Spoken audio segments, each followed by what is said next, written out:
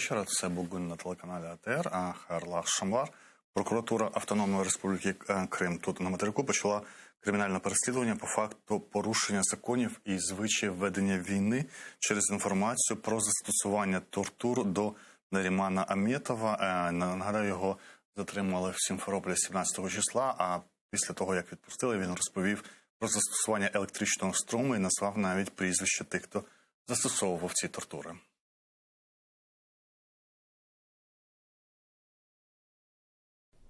После этого начали они крутить мешок. В каким плане? Они его закручивали на уровне глаз, примерно вот так, и обматывая скотчем это место очень сильно.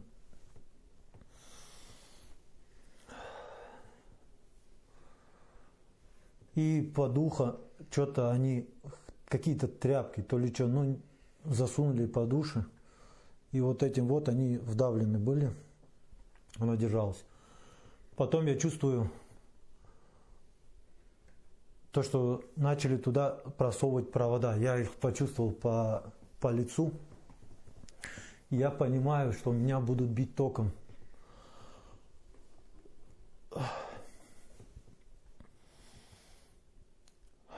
На что он спросил у меня, что я решил, не передумал. Я говорю, приведите адвоката. Он говорит, адвоката. И тут был первый разряд.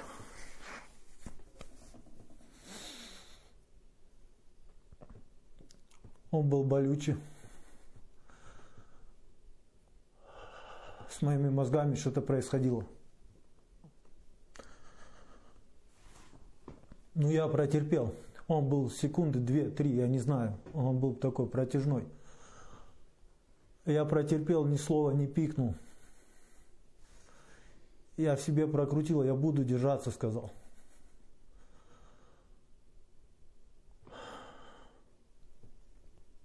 Но я понимал, я так долго не продержусь, смотря сколько они будут бить. Следом пришел второй удар. Я тоже продержался.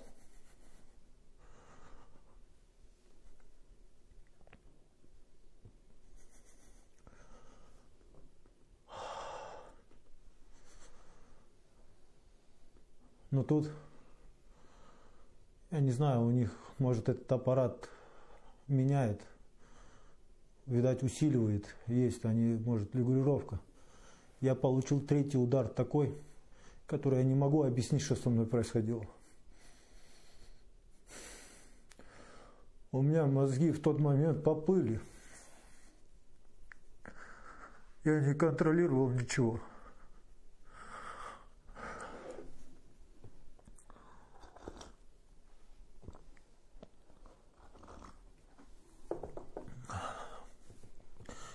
Я ничего не контролировал. Но после этого удара я прокричал, все, я сяду за аппарат. На что Максим мне ответил, теперь я буду решать, когда ты сядешь. И продолжал наносить удары. Они мне сказали, если я расскажу о пытках, то, что происходило здесь, в подвале,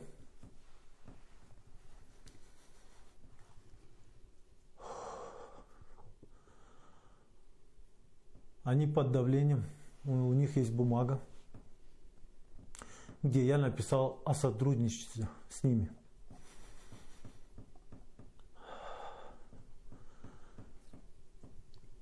И мы покажем это Крыму, мы покажем это крымскому народу, если ты расскажешь вот то, что здесь произошло. Через своих, говорит, татар, крымскому народу. И сделаем тебя предателем. И в тебе разочаруются. После этого, через определенное время, ты пропадешь неофициально. А наши методы тебе знакомы. Я сказал, хорошо, я говорить не буду.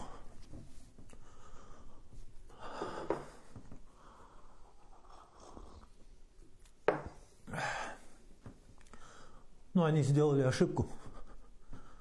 Они бы лучше бы убили меня, потому что я буду рассказывать все, что происходит.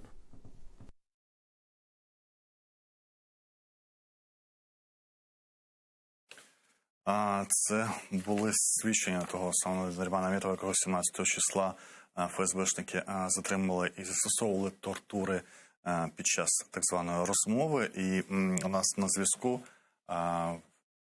координатор і працівник аналітик громадської організації «Кримсос» Євгеній Ярошенко. Доброго вечора, пане Євгене. Доброго вечора. Скажіть, будь ласка, якщо ви чули ці ж свідчення Нарімана Аметова, кажуть, що він назвав і прізвища працівників ФСБ, чи є можливість це фіксувати тут, на території України, і як можна, чи можна загрожувати тим людям, якщо вже відомі імена тих, хто застосовував безпосередні тортури? Переглядаючи це дуже жахливе відео, жертва катувань назвав і ім'я Максим. Нам відомо тільки ім'я, і ми тут не знаємо, яке справжнє ім'я цього співробітника ФСБ, який був причетний до катувань. Скажімо так, на відміну від суддів, імена співробітників ФСБ не так просто знайти у відкритому доступі. В цьому якраз є проблема. Але це не означає, що Україна і потерпілий повинні покласти руки. І це не означає, що можна покласти руки і нічого не робити. Є два таких механізми. Перший механізм – це використати всі внутрішньоросійські процедури, перш ніж подавати скаргу до ЄСПЛ. Бо до ЄСПЛ подається скарга на порушення Європейської конвенції з прав людини, в тому числі порушення статті про заборону катувань, вже після того, як будуть вичерпані всі засоби правового захисту в рамках російської правової системи, від апеляційних судів, касаційних судів і так далі. Другий механізм – це реагування з боку легітимних українських органів. Це насамперед прокуратура Автономної Республіки Крим і міста Севастополь. Як відомо, вони вже відкрили кримінальне провадження, вони збирають свідчення в межах своїх можливостей, враховуючи відсутність доступу до території півострова. І третій механізм – це задіяння Міжнародного кримінального суду. Міжнародний кримінальний суд вивчає ситуацію в Криму і на Донбасі, і катування підпадають якраз і під воєнні злочини, і під злочини проти людяності. Катування в Криму мають систематичний і широкомасштабний характер, тобто вони підпадають під юрисдикцію Міжнародного кримінального суду. І якщо вже Міжнародний кримінальний суд прийде до стадії розслідування, то він може висувати ордер на арешт особам, які винні у катуваннях. І тут можуть бути не лише безпосередньо кати, але і їхні начальники, якщо буде доведено, що вони не використали своє становище для того, щоб або запобігти катуванню, або щоб притягти до відповідальності в межах своїх посадових інструкцій. Якщо особу видають ордер на арешт, якщо видає ордер на арешт Міжнародний кримінальний суд, то це значить, що цю особу можуть заарештувати на території будь-якої зі 123 держав світу. І ще один механізм – це механізм універсальної юрисдикції. Що це дає? В деяких країнах є така практика, коли особа, яка причетна до злочинів проти людяності і до грубих порушень прав людини, в тому числі до катувань, вона може підпасти під кримінальне переслідування на території іншої держави, якщо законодавство цієї держави передбачає відкриття такого кримінального провадження. Наприклад, Німеччина, Швейцарія практикують універсальну юрисдикцію. Дякую, Євгеній Ярошенко, аналітик громадського об'єднання «Кримсос», прокоментував ситуацію навколо Нарімана Амедова. А в студії у нас Ескендер Барієв. Хош келдіңіз. Хош булдық. Селам алейкум. Чи можна вивести цю людину з окупованого Криму, чи через те, що вона публічно оголосила, це вже неможливо?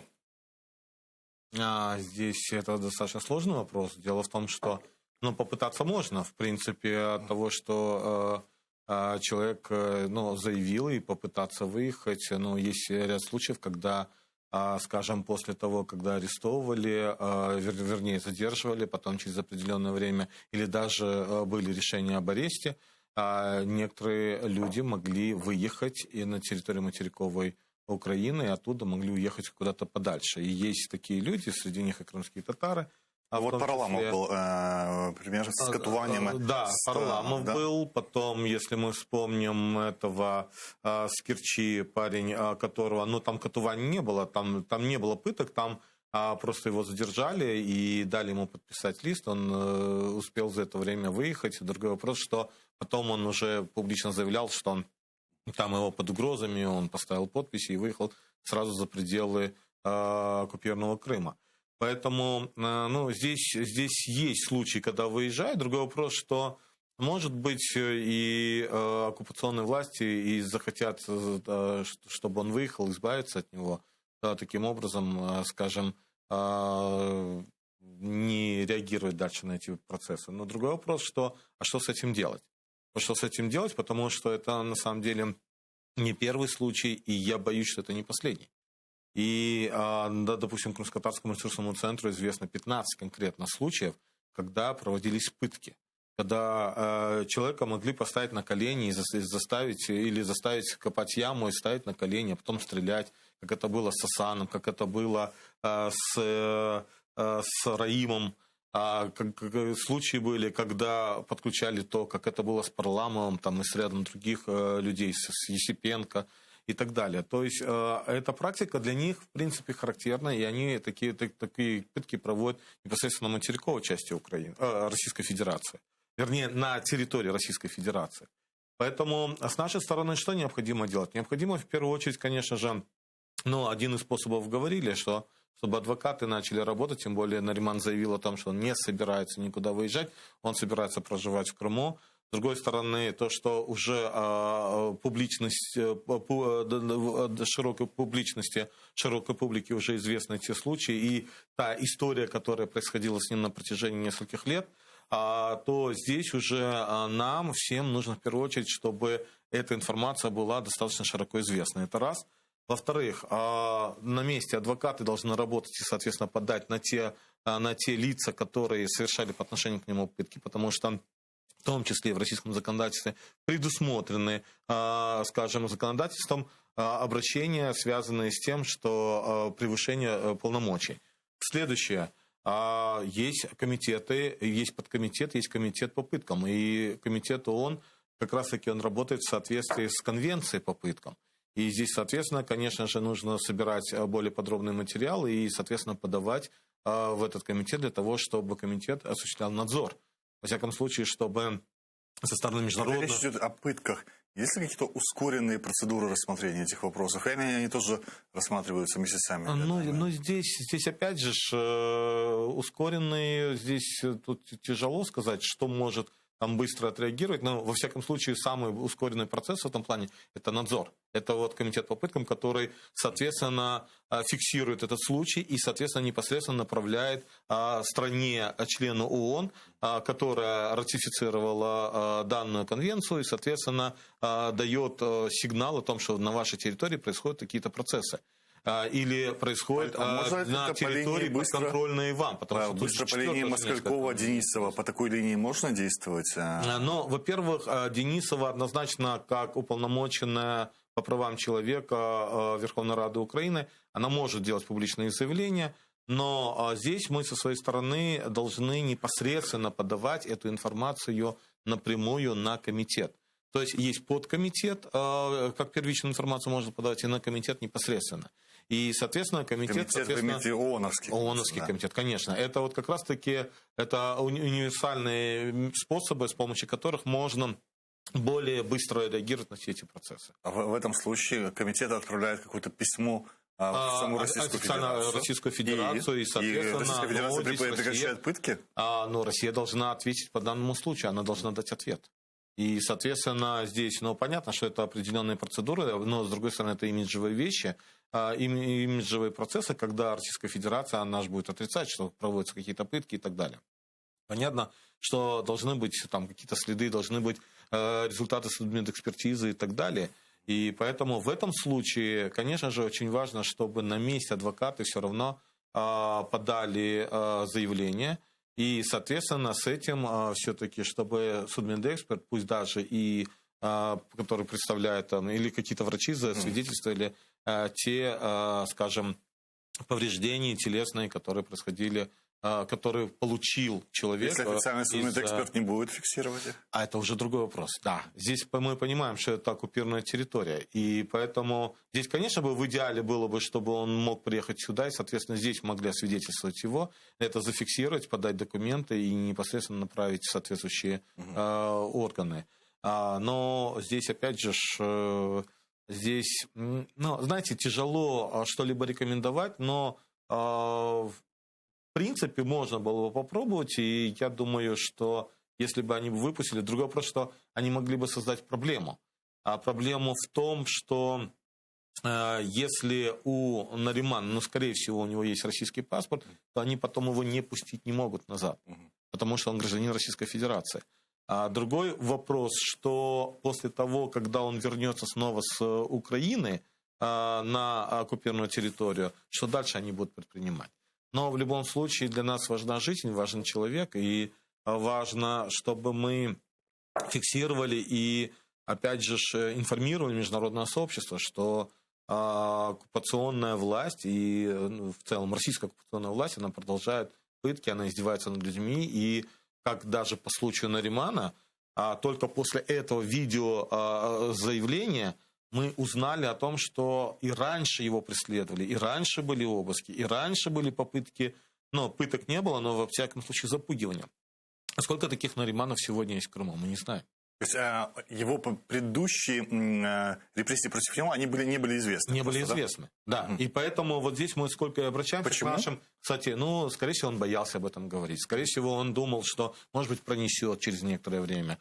Думал, может быть, оставит его в покое. Потому что он, на самом деле, занимается мирным трудом, который не связан ни с какими-то политическими процессами, не связан ни с какими-то... Но он ходит на суды, да? И это уже проблема. Он ходит на суды, он занимается этим. Он, по-моему, там ремонтом автомобилей занимается, или там у него шиномонтаж, что-то такое есть.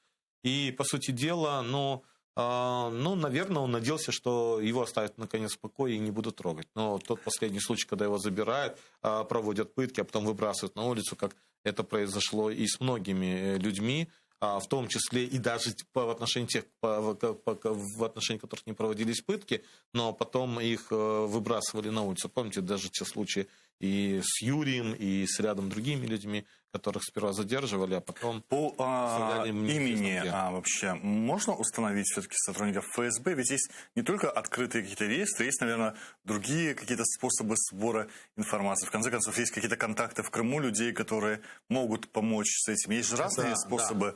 Да. Это вы как раз затронули очень интересную тему, которой мы занимаемся. И, как я уже говорил, мы список из 50 человек, мы же создали специальную классификацию, его видели, тех лиц, которые нарушают права человека в Крыму. И в соответствии с этой классификацией, в том числе есть и сотрудники ФСБ и так далее. Да, действительно, я тут подтвержу слова коллеги Евгения, в том, что... Да, Евгения, в том, что именно по сотрудникам ФСБ намного сложнее, хотя у нас там 9 категорий, но при всем том нам удается собирать информацию. Кроме того, нам очень важно, вот сейчас у нас в разработке 166 человек, из них 50 мы верифицировали, на это ушло полгода. То есть это работа и с документами, работа с материалами. Верификация предполагает, что есть уже фотографии этих людей, именно фамилия, Конечно, мы же серьезная организация. Насколько для них это болезненно оприлюднення, по-русски сказать, вот, публичность. Придание публичности их имен. Ну, во-первых, я думаю, что для них болезненно, и вот когда я выступал на одной из международных конференций, это было в июне месяце, как раз мы по Магнитскому, и я там назвал 3 сотрудников ФСБ, которые непосредственно причастны к нарушению прав человека в Крыму. Однозначно у нас в списках 160 их больше, значительно больше, но мы опять же пытаемся работать. Там же есть разная методология. Одна из методологий, в том числе и АСИНТ. То есть это работать с открытыми источниками. Другой вопрос, что нам нужно настолько сопоставить, чтобы мы были уверены, потому что Ивановых, Петров, Ивановичей, их может быть несколько. И поэтому у них могут быть разные годы рождения и так далее. И прежде чем говорить, вот эти 50 списков, 50 человек в списке, которые мы подали, там у нас все это предусмотрено, в том числе и найдены даже фотографии, которые мы приложили. Из этих 50 людей, вот тех, которых вы уже придали огласке, верифицировали, это те люди, которые имели отношение в том числе к пыткам, правильно? Эти люди, они имели отношение к в том числе мы подозреваем. В основном это к задержаниям, да? В основном это к задержаниям, это к применению силы во время обысков, это, скажем, лжесвидетельствование. Это и в том числе там есть и врачи, которые принимают решения. Эти люди, они просто висят у вас на сайте, или они попадают еще в миротворец? И если как это было хоть раз, чтобы они реагировали как-то, или пытались опровергнуть, что это не они, вот есть какие-то рефлексии с той стороны? Да, наша задача... во-первых, мы разместили на сайте, на своем, и причем там просто фамилия, имя, потому что мы не стали, мы больше не раскрываем. Другой вопрос, что мы... Без фотографий вы даете, да? Без фотографий, конечно. Почему? Потому что мы не ставим задачу просто публичности придать этих личностей, а мы ставим задачу, чтобы в отношении них были применены санкции. И вот для того, чтобы были санкции, соответственно, вот представьте, 50 человек, мы приложили документы, подтверждающие их причастность к тем или иным делам, на 400 страниц. То есть это материалы, дела и так далее и тому подобное. И поэтому вот я почему и говорил, что полгода ушло на эту работу, потому что это все сидели скрупулезно, так люди выверяли и просматривали. Наша задача в чем? Наша задача, чтобы были введены санкции в отношении них, чтобы они, во всяком случае, не могли вольготно хотя бы выехать куда-либо. Сразу вот, эти люди обычно это такие, сотрудники, скажем, не высшего звена, которые вряд ли бывают за рубежом, тем более у них у самих есть ограничения на выезд за рубеж, по-моему, со стороны российских властей. Они не имеют счетов собственности за рубежом, а как раз-таки публичность может представлять для них опасность, они будут чувствовать угрозу какую-то, все-таки, знаете, на всякий случай, мало ли там, личной мести и прочих вещей, потому что им же санкции, по-моему, не страшны, если я не ошибаюсь. Я думаю, что, вы понимаете, вот сам интерес в том заключается, что, вот, к примеру, да, если они не едут, к примеру, или им, возможно, запрещено ехать с западной страны, то я не исключаю, что они могут поехать там в страны Азии, Юго-Восточной Азии, или страны, там, допустим, Ближнего Востока. И некоторые страны Юго-Восточной Азии, они также могут применить санкции, если будут применены санкции там, со стороны Соединенных Штатов Америки или Европейского Союза. Мы, в принципе, сделали большой шаг в конце 2020 года, и за этот промежуток времени. Вот смотрите, уже в Норвегии появился закон-аналог Магнитского. Да, он очень мягкий, но в любом случае он связан с миграционной политикой. Европейский парламент принял, то есть в рамках Европейского Союза есть уже такое глобальное решение. Мы дальше работаем с другими странами для того, чтобы все равно данные лица, которые причастны к этим процессам, и если мы сейчас только зацепили только одну категорию, это сотрудники ФСБ, но ведь судьи, помощники судьев, работники ФСИН, это Федеральная служба исполнения наказаний, работники, там, допустим, государственных органов, в том числе миграционных, которые принимают решения. Вот возьмем, если ситуацию даже с Рахимовым, да, вот тело которого до сих пор не отдали, но при всем том в отношении него завели уголовное дело. Мертвый человек уже полгода не могут его предать земле. Но вот эти вот все лица, вот как раз-таки они в любом случае по ним ударят это. И поэтому... Каким образом, если, я говорю, если у них нет ни желания выезжать за рубеж, да, ни необходимости, ни возможности, ни, в принципе, нет собственности, как это бьет? Россия большая, они могут спокойно перемещаться между Владивостоком и Москвой, в том числе оккупированным Крымом. Я думаю, все равно они могут поехать в Турцию. Я думаю, они все равно могут поехать. А Турция как раз-таки, по-моему, не преследует. Нет, у Турции нет закона аналога Магнитского, но при всем том, когда... Дело в том, что вообще сама проблема на 8-м году оккупации и войны с Российской Федерацией, сегодня есть персональные санкции, но они связаны больше с нарушением целостности Украины.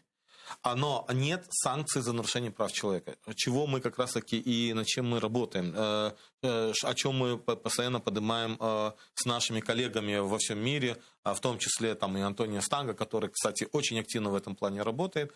И мы совсем недавно, вот у нас было выступление в Нижней палате парламента Италии, кстати, в Италии еще нет закона аналога Магнитского. И как раз-таки мы показали кусочек нашего фильма, мы рассказали о том, что необходимо принимать законы, аналоги, которые могли бы быть применены и в отношении тех, которые нарушают права человека. А ведь все равно они либо могут поехать в Турцию, либо в Италию, либо в Грецию, либо любят россияне ездить в Бали. Поэтому вот здесь я уверен... Эта категория ездит в Крым и в Сочи, насколько мы знаем, уже лет 5. Но вы понимаете, мы не можем проследить, куда они все ездят. И в любом случае из, допустим, 160 человек может все-таки быть реакция. Я понимаю, что если вспомнить советские времена, да, достаточно было в пределах Советского Союза, и нам дальше некуда было ехать, или не было необходимости, то все равно сама реакция и то, что они находятся в санкционных списках, это уже будут публичные списки, когда будет конкретное решение, то я думаю, все равно это будет влиять, потому что для нас сейчас важно что? Для нас сейчас важно, чтобы были эти санкционные списки, для того, чтобы другие чиновники или работники тех или иных сфер, они задумывались, прежде чем предпринимать какие-то действия, что рано или поздно они будут нести ответственность. Глубокая проблема из того, что происходит. С одной стороны, эти вещи нужно озвучивать как можно более широко, и чтобы оно доходило. Одно дело, прочитал новость о том, что применялись пытки, другое дело, послушал прямую речь, это совершенно другое впечатление. Конечно, да, как бы. Конечно. Но мы же понимаем, давайте вот на массовую психологию крымских татар.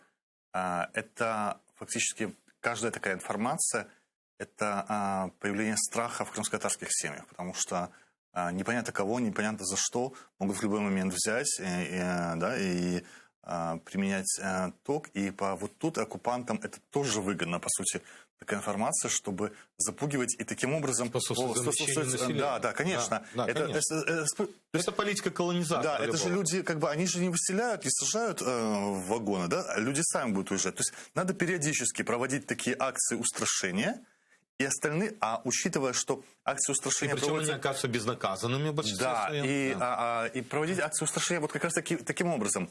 Вот неважно, к политике не имеет отношения человек, да? Потому что когда человек непонятно за что попадает в эту ситуацию, это еще страшнее, да? Если он там реальный активист, или реальный журналист, или реальный политик, он знает, на что идет. А когда это точечно выбор просто падает на кого-то, это как раз-таки хорошая, великолепная акция запугивания, и как раз-таки для ФСБ нужно, чтобы такая информация появлялась и распространялась, и делать это. И понятно, что не озвучивать это нельзя, это надо озвучивать. В той мере, да, как это прекратить, как это остановить, и никто, по-моему, не знает ответа на этот вопрос. Но надо использовать все механизмы, которые существуют на сегодняшний день, потому что, во всяком случае, нужно давать встречный ответ на все эти происходящие вещи.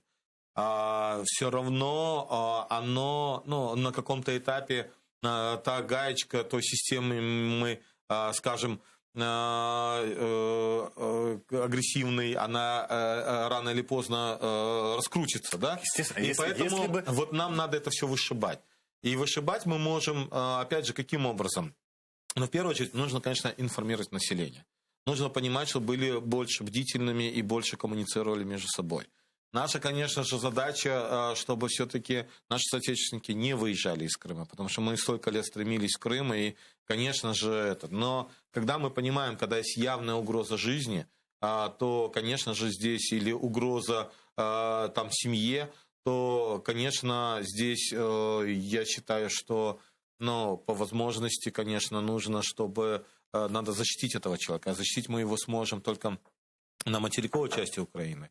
Ну и, конечно, постоянно держать в публичности, делать заявления, скажем, информировать компетентные органы, подавать в суды. Но над этим надо работать. И надо, опять же, работать в том числе и на местах. Другого способа нет. Давай, член Межлиса крымско-татарского народа, руководитель крымско-татарского ресурсного центра. Почти весь эфир посвятили мы пыткам, которые применялись в отношении Наримана Аметова, о которых он заявил публично и даже назвал, ну, во всяком случае, имена без фамилий людей, которые участвовали в применении пыток. Это были штатные сотрудники ФСБ, оккупационного ФСБ Российской Федерации в Крыму. Дальше новости, после этого возвращаемся в студию. Саунс.